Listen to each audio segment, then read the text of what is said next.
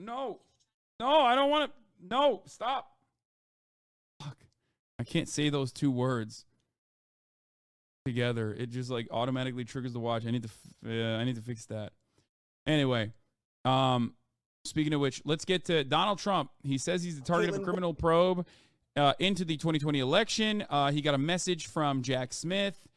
He got it I think over the weekend, but he chose to reveal it yesterday, probably because he wants to get in the news cycle again, probably because he doesn't personally fully understand how much he's fucked. Like, I assume he doesn't get it.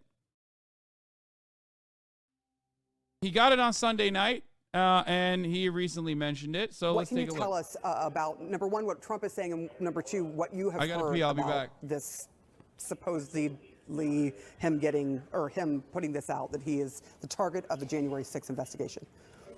Yeah, guys, so we have been watching to see what's bubbling behind the scenes, because it's felt like something has been ripe in this January 6th investigation being conducted by the special counsel's office for some time now. And indeed, we are getting this statement from Donald Trump, posting on Truth Social, also sending out a statement saying that the Justice Department, the special counsel Jack Smith, has sent him a letter stating that he is a target of the January 6th grand jury investigation. So that's a federal investigation that has been for months looking into both his actions in the White House, other actions that he may have taken after the 2020 election, as well as actions of others around him, fake electors, all kinds of different schemes that were to support Donald Trump and overturn his loss in the election. Those things had been investigated, and he is saying he has received a target letter giving him 4 days to appear before a grand jury. We believe that grand jury would be in Washington, D.C., if he would choose. And I should step back and explain what a target letter is, because it is one of the things that the Justice Department does at the very end of an investigation. It lets someone know, yes, we are looking at potentially charging you. We are very close to a charging decision, and we want to make sure you have your rights preserved, and that if you want to come in as the target of this investigation, as someone who could be charged, very likely would be charged, if you want to come in and explain yourself on the record to the federal grand jury that has been looking at you as the potential target, as the person possibly charged, you have the opportunity to. And so Donald Trump is saying that he received this notice on Sunday night and is being given the 4 days to consider whether he wants to come into the grand jury. Like I said, one of the last things that typically happens in an investigation like this, a very similar thing played out in the weeks before Donald Trump was indicted in the Southern District of Florida in a separate investigation, in that documents investigation that we're also watching for activity on today. And on that I did one, everything right and they indicted me. You know what I mean? Like, it was kind of fucked up.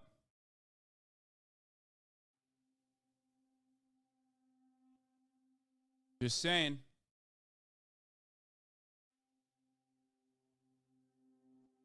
He did everything right, and they indicted him. I did everything right, and they indicted me. January 6th investigation, one where we've watched the grand jury closely. It appears it is coming to an end, and now this very firm signal from the Justice Department, from the special counsel, that Donald Trump may be indicted. I did everything right, and they indicted me. No, I don't have a soundboard. I literally just manually turn it on every single time. I like Google it and I manually click on it every single time. But it's worth it because it's one of the greatest sound bites of all time. Related to January 6th, his actions after the 2020 election, and giving him a final opportunity to come in and speak to the grand jury if he chooses. Oh, here. He did not choose to do so in the Florida investigation, also conducted by Smith's office, related to the documents held at Mar-a-Lago after the presidency.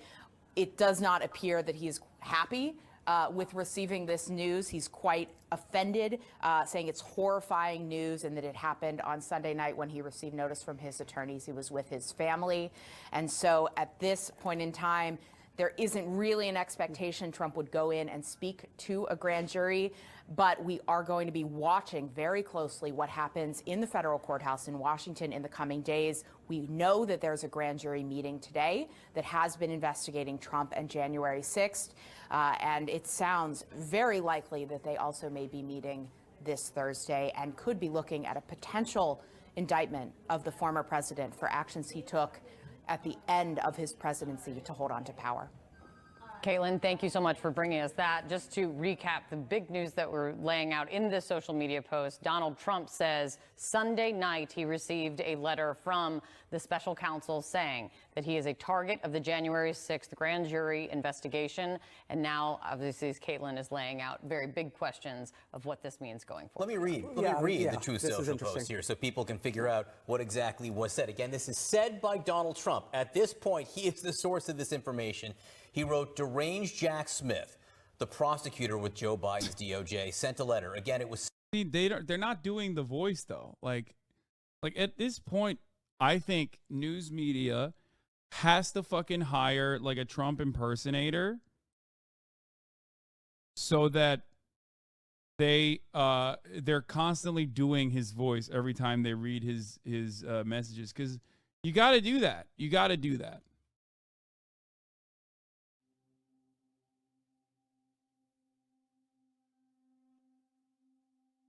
Bar Vision, explaining how I see the world. Thank you for 40K subs on YouTube. Says Luffy is a terrorist father figure, brother, and his inspiration are all terrorists and freedom fighters. Luffy is a royal terrorist. Yeah. All of the fucking anime explainers agree with me. I don't give a fuck what some random Twitter account says. Every single time they talk about it,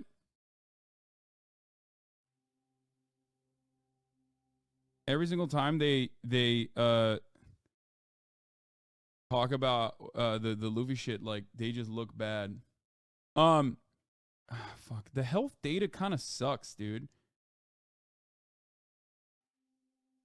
It says, I'm looking at my like stand minutes, and it says I only stood up yesterday for 4 total minutes. Like, that's not true. You know what I mean? Oh, wait, never mind. Oh, that's just today.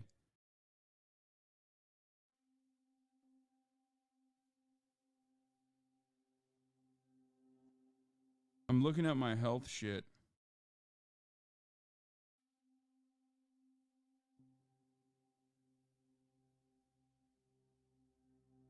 Like exercise minutes today, 4 minutes of exercise so far. Yesterday, 44 minutes of exercise total. The cop threatened me with what?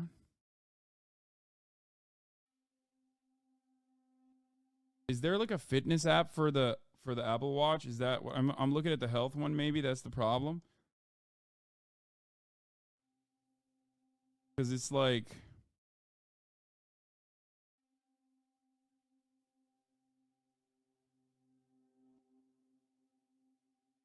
what are you trying to find? I'm trying to find like, I want this to like actively log all of my data, all of my moves, like when I'm moving around. You know what I mean?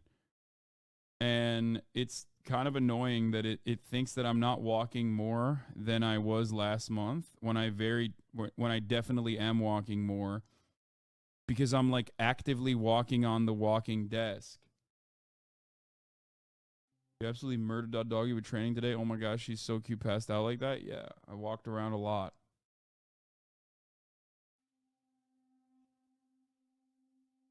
Missed this gem of a dono last night.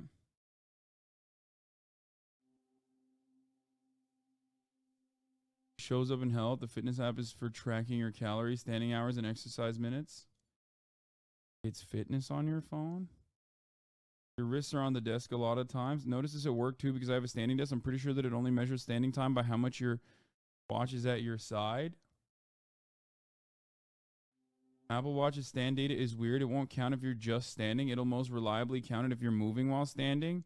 That is weird.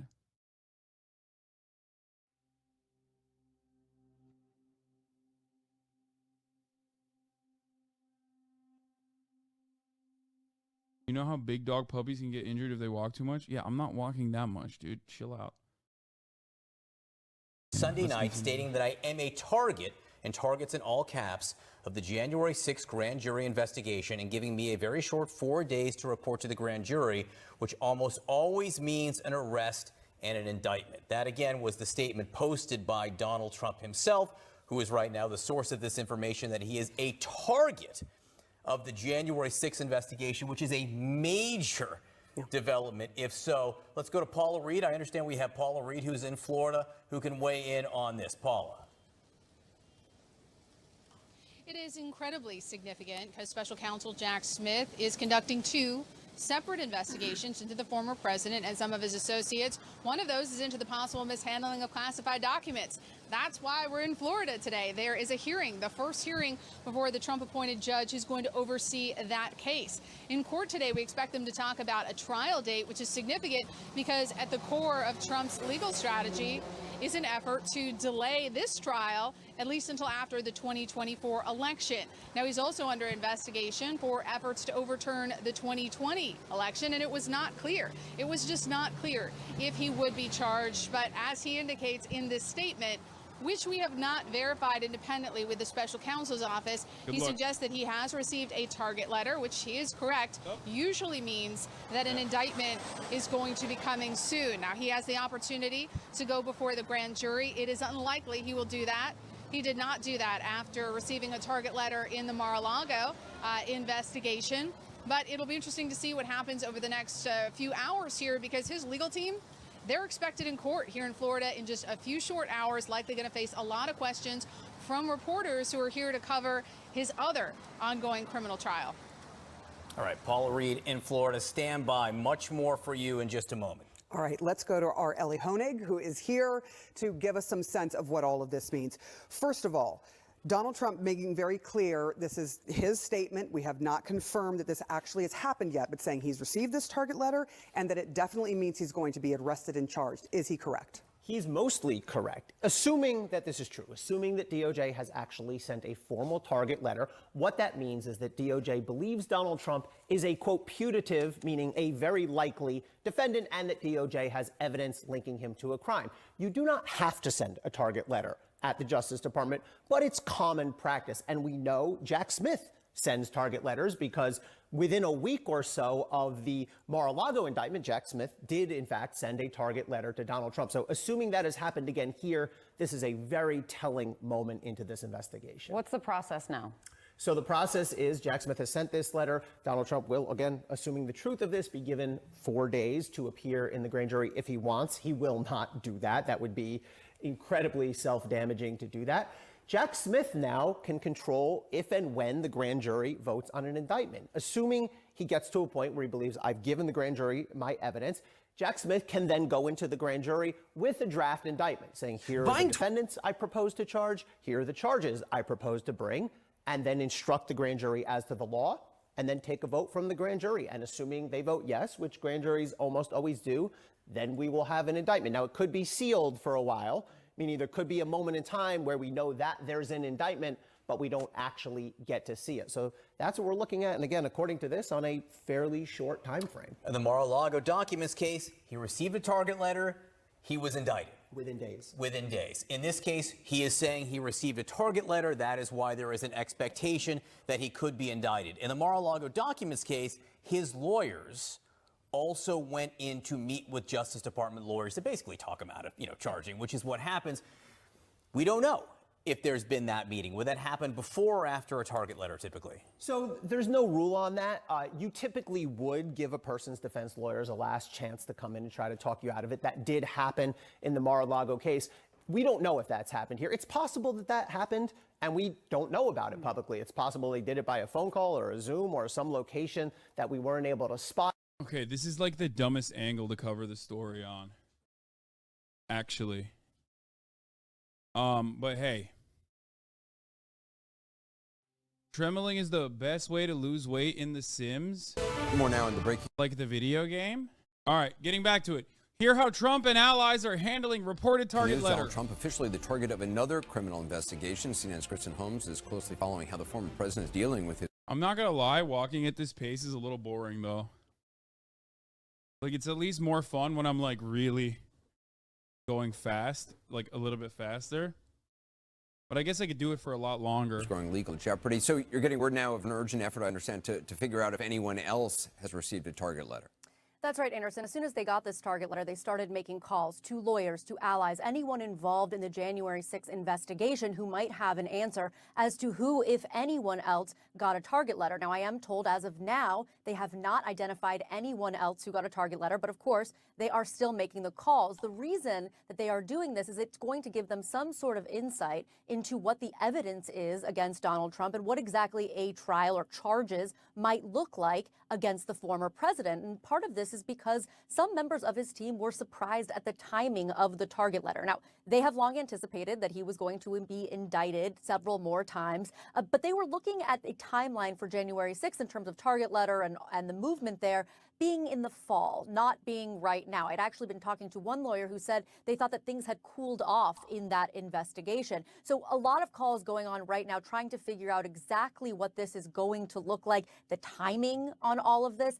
And we do expect to hear from former President Donald Trump tonight. He is on the campaign trail, a reminder that he is again running for president. He will be in Iowa doing a town hall. We'll obviously be watching that very closely to see what he says about this.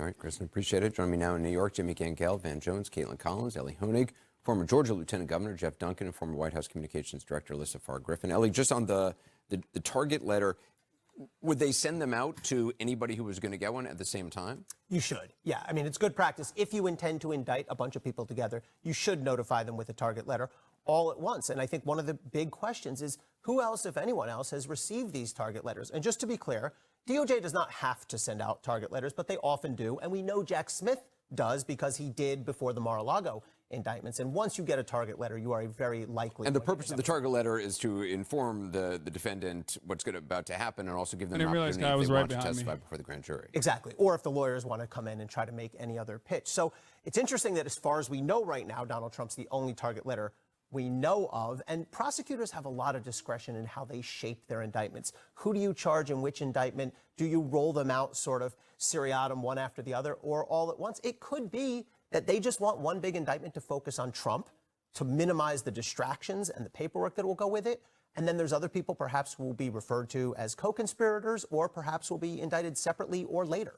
Alyssa Farr-Griffin, you're just joining us. What stands out to you today? Well, looking at the politics of this, I mean, it's just stunning that we're now talking about a potential third indictment, second federal, of the former president who still remains the Republican frontrunner. And I just, somebody who spoke out the day after January 6th and has continued to since, I can't imagine how different the political landscape would look right now if Republicans stayed the course as they after January 6th with what they were saying. Nikki Haley condemning him at the RNC winter meeting, nearly every prominent Republican saying we need to turn the page on Trump. But because so many people flipped that language and did a 180 on him, he's pulling ahead of anyone despite these investigations going. And I don't know that anyone can bank on the idea of him being in prison, keeping him from winning the nomination. Jeff Duncan, you certainly wish that they had stayed the course as well. Yeah, absolutely. I think it would certainly have our party in a totally different position than it is today. You know, January 6th is the headline on all of this target letters and indictments that are out there. But this was a process that led up to January 6th. And I think that's what's going to continue to unpack. And I think we're just missing an easy opportunity to beat the least popular president, sitting president in maybe U.S. history, in Joe Biden. And we just continue to miss it and miss it and miss it. I hope we course correct here. I hope we get to a pivot point where folks wake up on the Republican side and say, you know what, we got real problems. Republican Party has real solutions, and we're going to move forward. Jamie, I know you're hearing from some Republicans. We got a statement from former appellate court judge Michael Ludig, who became well known for testifying for the January 6th committee. He played a critical role in advising former Vice President Mike Pence that he could not delay Congress. Let's just remember, before I read this statement, he is one of the most conservative Republicans out there. And he says there is not an attorney general or special counsel of either party who would not bring charges against the former president for his efforts on January 6th to overturn the 2020 presidential election. He goes on, he, meaning Trump, has dared, taunted, provoked, and goaded DOJ to prosecute him for his offenses on and relating to January 6th for 2.5 years. The former president has left Jack Smith no choice but to bring charges, lest the former president make a mockery of the Constitution of the United States and the rule of law. I spoke to him a few minutes ago. He expects an indictment. Has he said anything yet? The only reason why we know that this is even happening is because he revealed it on Truth Social. So he has said something. He has said a lot. Most importantly, he said, I did everything right and they indicted me. How do you respect? Yeah. That's what he said. Within days, he does not think Trump is going to go in front of the grand jury. And yet, so many Republicans are not echoing that. So many Republicans are standing by the former president. No question. As you know, we just heard, whether they are scared of Donald Trump or whether they want his base to get elected, his numbers seem to be going up every time he gets indicted. But we definitely need more of that. I mean, that's what you would expect. I mean, if you gone to sleep 4 years ago, 5 years ago, and woke up and it turned out that there was somebody who clearly on national television was allowing an insurrection to happen, didn't do anything about it, and this person was now being charged by the Department of Justice, you would say, thank goodness. Thank goodness rule of law applies to everyone. Thank goodness somebody has looked into the facts here. Thank goodness. Instead, you hear this appalling silence and then people coming out and trying to excuse the inexcusable. We need more of that. But also look at how appalling Trump is talking silence about January 6th even. I mean, he's saying that Trump made a mockery of the Constitution with those efforts and what he did that day. Trump still talks about January 6th all the time. When he's at these campaign trail stops, when he's out there, he essentially is reframing it. He calls the people who were there that day breaking into the Capitol patriots, and you have not seen the rest of the 2024 field at all come out. I mean, a high school student in New Hampshire asked Ron DeSantis about his thoughts on January 6th recently, and his first response was, I wasn't anywhere near Washington that day. And as Chris Christie said, was he alive that day? Did he have a TV? I love the Republican answers like, I wasn't there. I promise. I was doing other stuff. It's like as though the first indication is to clear your own name, because technically any single person could have been marching. You know what I mean? I was doing other stuff. Why are you asking that? Fuck you. Libs never change. I mean, this guy is now like one of Elon's main guys making money off Twitter. So they got unbanned, and now they're making hundreds of thousands of dollars a month on Twitter Was he posting. watching? I mean, everyone saw what was happening. So I do think it's just a sign of that Trump hasn't veered away from talking about this. I mean, he's talking about pardoning the people who are convicted for crimes related to January 6th. So he hasn't really shied away from this. Didn't he make an album with some of the prisoners? He played their music at his rallies. I mean, he's completely recast this as something entirely differently. And so, I mean, that also speaks to the fact that if he is going to get indicted on this. So what happens next? I mean, from a legal standpoint, how much time does he have to respond, or does he need to respond at all? When do you think an indictment will come? So according to Donald Trump, he's been given 4 days from Sunday, which takes us to Thursday. Really, at any point after Thursday, we could see an indictment. It's important to understand, it is real quick and easy for a federal prosecutor to finish the process of getting an indictment. In the federal system, you are allowed to summarize. So I think what will happen is a prosecutor will stand in front of the grand jury, say, here's a summary, here's a reminder of all the evidence that you've heard, all the testimony you've heard. You can do that in an hour or so. Then you have to present the actual draft indictment. You have to say, here are the X number of charges, and here are whoever the defendants are, and here are the elements of law that you have to find by probable cause, lower standard than ultimately they have to prove at trial, which of course is beyond a reasonable doubt. And that's it. Then the grand jury votes, and then the indictment will be in the prosecutor's hands. Now, important to know, it may be sealed for some short amount of time, meaning the indictment may be voted on as an indictment, and then it will be filed, docketed with the court, but we won't be able to see it for some amount of time. In fact, with the Mar-a-Lago case, there was a couple days or a day or so where we couldn't see it. Trump told us. That's how we found out he was indicted. Exactly. He told us. Exactly. Republican race for president, Florida Governor Ron DeSantis is visiting the early primary state of South Carolina, trying to close the gap with the... We're going to talk about the North Korean soldier. We talked about the Civil War stuff. CNN or TMZ? Smith is tight-lipped. He was spied. CNN is going fucking crazy mode on Jack Smith as well, the other side of the indictment. doing everything right, and they're indicting him as well. Of course, on the special counsel's side, that's the Justice Department and its appointee, Jack Smith. Jack Smith is tight-lipped. He was spotted today by CNN. Wait, little Rhonda is live on CNN with Jake Tapper? Really? Are you sure? No, he's not. Conspiracy to defraud the United States, the idea of the false slate of electors as alleged, the notion of leaning on Vice President Mike Pence and others to try to obstruct a congressional proceeding. Oh my God, exclusive interview with Governor Ron DeSantis. What the what fuck? Is being investigated here. And you can better Let's go. believe that when you're talking Little about Rhonda. all the different cases, some involving the state level in Manhattan, others involving a looming potential indictment in Georgia, and of course, a federal indictment in Florida, and maybe one on the horizon for Trump, there is not the requirement of judges to coordinate between these cases, but a defendant is going to have the ability to prepare and adequately be a part of the defense. This is not like the E. Jean Carroll lawsuit, of course, where Trump did not even appear in the courtroom. He would be required to be there, and Jack Smith, in at least the prior cases, said they need about 20 days or so. That means off the campaign trail. That means actually being present. And so there are so many different moving parts here, but the continuous thread here seems to be grand jury testimony from those within the orbit of Trump, not a communication line open between so many others to figure out who has said what. And we still don't know, of course, Jake, who has cooperated with the federal government.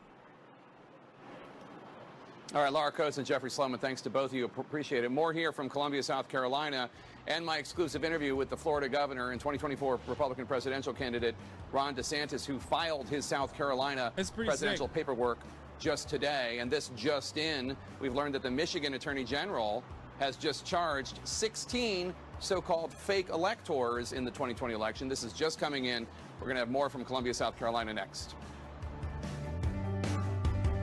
All right, this is starting in a second. Let's continue watching this and then... Going to Subway for lunch, picking up a sandwich, leaving, and not saying a word. No way. I can't believe Jack Smith is outside in front of cameras. That's crazy. So no comment from the special counsel's office on whether they plan to indict Donald Trump and when that is potentially going to happen for the second time for a federal case.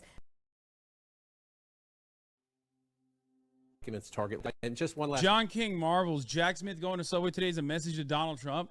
No, man, it's just he's going to Subway. It's a message to America that Jack Smith is boring as fuck and eats like the absolute worst type of fast food you could have. Point. Jack Smith, remember when the classified documents target letter, when Trump announced that, there was a lot of commentary. It was Jack Smith making a mistake here. Is he leaving this all to Donald Trump? And then they released the indictment and we all said, wow. Wow, we read it, we saw the documentation, we saw the level of detail. Jack Smith going to Subway today is a message to Donald Trump. Donald Trump tries to intimidate people. He tries to bully people. He tries to scare you away. That was Jack Smith with no words and a simple $5 sub in his hand saying, I'm here, I'm not going anywhere. Yeah, they also are on the fucking East Coast. You're close enough in proximity to a real goddamn sub, a hero, a hoagie, whatever you want to fucking call it. The fact that he went to Subway implies that he's an idiot, okay? Implies, in my opinion, a genuine failure. Like, I am actually more worried about this court case. I'm more worried about this investigation than I was before. Okay? I'm gonna be honest with you. Subway is fucking awful. There are a million other better alternatives in the East Coast in general. Washington, D.C., not so much, but still, go to fucking Jersey Mike's. Fuck it. Go to... What's the place that does it really fast? They whip them up. They whip the sandwiches up real fast. Jimmy John's. The notion, like, go to a Wawa, go to a Jimmy John's. Like, the idea, the mentality signals to me that he doesn't know what the fuck he's doing. He's, like, really stupid. The imagery was intentional and spoke volumes. It really is. Subway's way better than Jimmy John's, you fake leftist. No, it's not. You're out of your fucking mind. They don't even have real meat. Smith can't resist a $5 fee. Turns out even Jack Smith can't resist a $5 footlong. That's according to what we see right there. I hate to say it, but like the Newsbuster Andes are fucking right. Like the coverage on this is so stupid. Our new and exclusive CNN video of the special counsel at Subway. Like frustratingly declining, though, to respond to reporters' questions about today's big news. A target letter sent to the former president of the United States. CNN's Evan Perez was there trying to track down the special counsel. I won't ask you all of the less important things about what he got and how he paid and all that. But what is important is the imagery here. They clearly wanted us to see him and that image to be very different from what we saw in the former president's post, which is that he's a deranged individual. Yeah, I mean, look, I can count probably 5 or 6 sandwich shops between his office and that location that he was at earlier today. He stood in line just like everybody else. And I couldn't tell whether it was a foot long or was it a. There's something seriously wrong with these people. Like, they have a mental illness, I think. There were 5 other shops he could have gone to, and he chose to go to the one that's serving $5 footlongs, but hasn't served $5 footlongs since 2018. The GOP frontrunner, former President Donald. All right, we're going to get a little briefer on little Rhonda. Trump. I'm going to go pee. DeSantis just fired nearly 10